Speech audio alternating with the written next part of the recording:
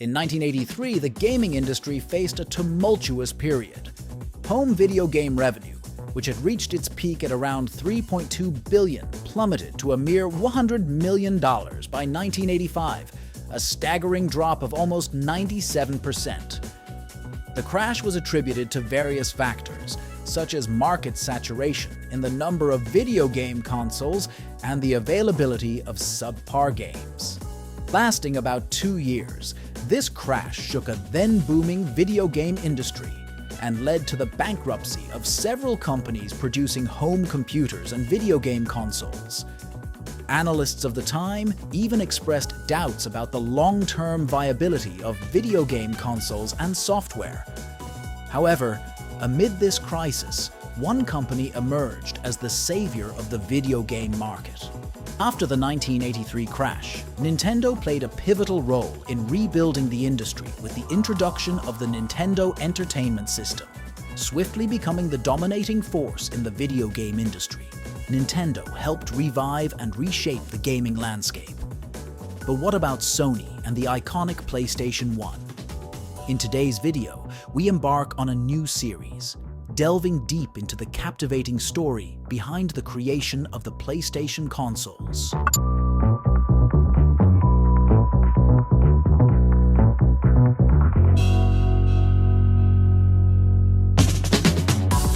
Part 1. Sony and Nintendo. In the midst of the gaming industry's turbulence, Ken Kutaragi, a Sony executive and often referred to as the father of the PlayStation, observed his daughter's keen interest in Nintendo's Famicom games. Intrigued by this emerging technology and the concept of gaming consoles, Kutaragi recognized the potential of the video game industry and decided to venture into this field. He persuaded Nintendo to adopt his SPC 700 sound processor for the Super Nintendo Entertainment System, SNES, by showcasing its impressive capabilities. Despite facing potential dismissal for working with Nintendo without Sony's knowledge, Kutaragi's perseverance paid off when President Norio Oga acknowledged the chip's potential and decided to retain him as a protege. Kutaragi's belief in video game consoles becoming primary home-use entertainment systems fueled his dedication, while Nintendo focused on developing add-ons for the SNES, including a Japan-exclusive modem. Sony, sticking to its core business of technology, collaborated with Philips Electronics in 1986 to create a revolutionary CD-ROM called the CD-ROM XA. This new disc format allowed compressed audio, video, graphics, and data to run simultaneously, enabling games to feature larger, more advanced graphics and audio from a single disc. News of this groundbreaking technology reached Nintendo, leading to a collaboration with Sony to develop a CD-ROM add-on for the Super Nintendo, with ambitions of making it Nintendo's inaugural disc-based console. The agreement was forged in 1988, with Sony handling the technology and Nintendo overseeing the PlayStation expansion. However, plans were derailed due to a contract dispute, prompting Nintendo to reassess the partnership. Nintendo covertly struck a deal with Philips Electronics for a different disc-based SNES add-on, terminating its existing agreement with Sony. Despite this setback, Sony persisted in developing the technology for its own console. Even as the Philips deal collapsed for Nintendo, Sony's involvement with the gaming giant was far from over. Learning that Sony was utilizing the technology developed during their partnership, Nintendo attempted to halt the system's development by suing Sony. The legal case favored Sony, allowing them to proceed with the system's development. This marked a pivotal moment in the evolving saga of Sony's journey into the gaming console arena. Part 2. Development of the PlayStation. Fueled by Nintendo's abandonment, Oga and Kutaragi were determined to forge their path, leading Sony to venture into developing its console. This move was met with consternation in the Japanese business community, breaking an unwritten law of native companies not turning against each other for foreign alliances. Sony's American branch explored an alliance with Sega to create a CD-ROM-based machine called the Sega Multimedia Entertainment System. However, the Tokyo Board of Directors dismissed the idea, questioning Sony's hardware and software capabilities. Despite initial setbacks, Sony decided to repurpose its developments with Nintendo and Sega into a console based on the SNES. Amid the tumultuous events at the 1991 CES, negotiations between Nintendo and Sony continued. A proposed deal stipulated that the PlayStation would retain a port for SNES games, utilizing Kutaragi's audio chip, with Nintendo owning rights and receiving the majority of profits. Approximately 200 prototypes were created, and some software development began. Despite internal resistance within Sony towards the video game industry, Kutaragi persisted in pushing Sony forward, ultimately leading to the severance of all ties with Nintendo on May 4, 1992. On October 27, 1993, Sony publicly announced its entry into the game console market with the PlayStation. The direction of the PlayStation's graphics became clear after the success of Sega's Virtua Fighter in Japanese arcades, with a shift towards 3D polygon graphics. SCE President Teruhisa Tokunaka expressed gratitude for Sega's timely release, showcasing the possibilities of 3D imagery in games. Sony aimed to distance itself from the failed Nintendo project, initially branding the PlayStation as PlayStation X, PSX.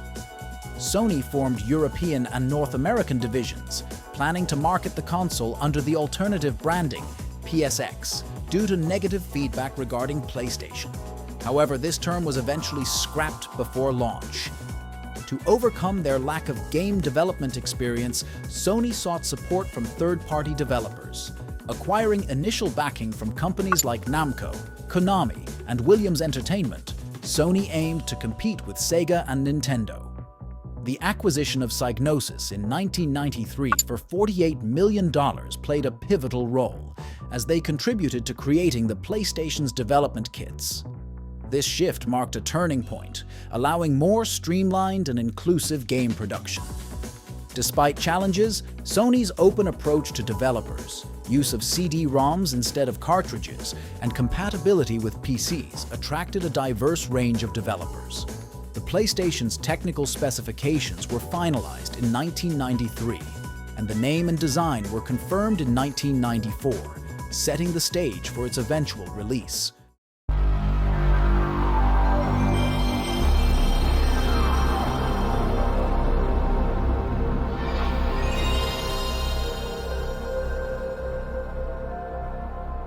Part 3. Launch and Success. Sony launched the PlayStation in Japan on December 3, 1994, just a week after the Sega Saturn's release. The reception was extraordinary, with long queues and sales of 100,000 units on the first day, reaching 2 million within 6 months. The North American launch on September 9, 1995, surpassed the Saturn's, with Ridge Racer playing a pivotal role in the PlayStation's early triumph. By November 1995, the PlayStation outsold the Saturn by 3-1 in the UK. Within its first year, it captured over 20% of the American video game market, despite competition from the SNES and Mega Drive from the 4th generation. Sony reported a remarkable 4-1 attach rate of sold games and consoles. Recognizing the surging demand, Sony ramped up production, resulting in $2 billion in gross revenue by early 1996. The marketing success of the PlayStation was bolstered by a well-executed campaign, aiding Sony's early dominance in Europe and North America. In Europe, Sony's marketing manager, Jeff Glendenning, tapped into underground clubbing and rave culture, collaborating with nightclub owners and festival promoters. Dedicated PlayStation areas in clubs, featuring games like Psygnosis Wipeout, contributed to the console's association with trendy club culture. Despite the Dreamcast's launch by Sega in 1998, Sony maintained its dominance, capturing 60% of the overall video game market share in North America by the end of 1999. The announcement of the PlayStation 2 in 1999 solidified Sony's position in the industry. This combined success led to Sega retiring the Dreamcast in 2001, marking a significant shift in the gaming landscape. The PlayStation's enduring legacy culminated in its discontinuation on March 23, 2006, over 11 years after its release, and shortly before the debut of the PlayStation 3 in 2007. The PlayStation's profound impact on the gaming industry shaped Sony's trajectory in the market, cementing its place as a pivotal player in the evolution of gaming consoles.